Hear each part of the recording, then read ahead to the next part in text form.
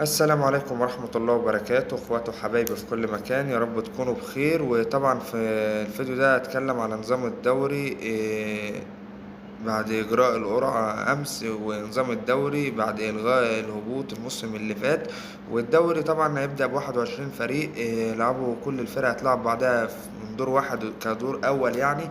وبعد انتهاء الدور الأول وبالنسبة للدور الأول، في من ضمن ال21 فريق كلهم، كل فريق في جولة مش هيلعبها. من 1 ل21 كل فريق ليه جولة مش هيلعب فيها، يعني في جولة هتبدأ وفريق مش هيلعب. يعني النادي الأهلي مثلا مش هيلعب في الجولة الرابعة، كل فريق ليه جولة ما يلعبش فيها.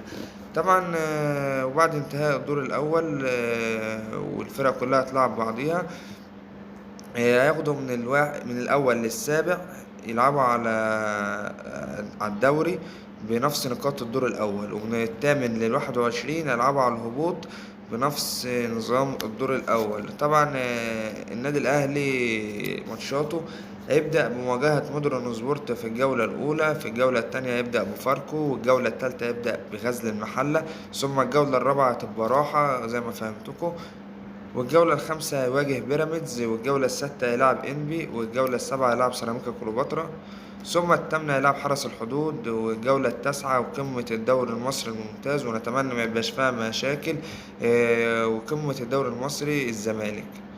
الجولة العاشرة كهرباء الإسماعيلية، الجولة الحداشر الاتحاد، ثم الاتناشر بتروجيت، التلاتاشر المصري البورسعيدي، الأربعتاشر الإسماعيلي، ال15 طلائع الجيش، وال16 وادي دجلة، وال17 نادي البنك الأهلي، وال18 نادي الجونة، ثم ال19 سموحة، وال20 زد.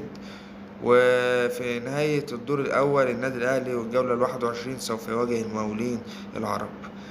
طبعا بالنسبة لديت جدول مباريات النادي الأهلي لغاية انتهاء الدور الأول، طبعا هيبقى في توقفات بسبب مش متهيألي من 3 إلى 4 جولات بعد بداية الدوري، يعني هيتلعب 4 جولات ثم يتوقف الدوري استعدادا لتصفيات كأس العالم واستكمال المشوار نحو كأس العالم، واللي هيقيم السنة الجاية يعني شهر 6 القادم في كندا والمكسيك وأمريكا.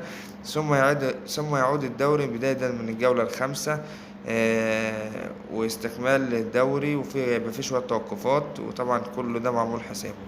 ده كان كل مواجهات النادي الأهلي في الدوري وكل نظام الدوري، وحبيت أتكلم معاكم بعد إجراء قرعة الدوري المصري ومين هيواجه مين، واتكلمت بالأخص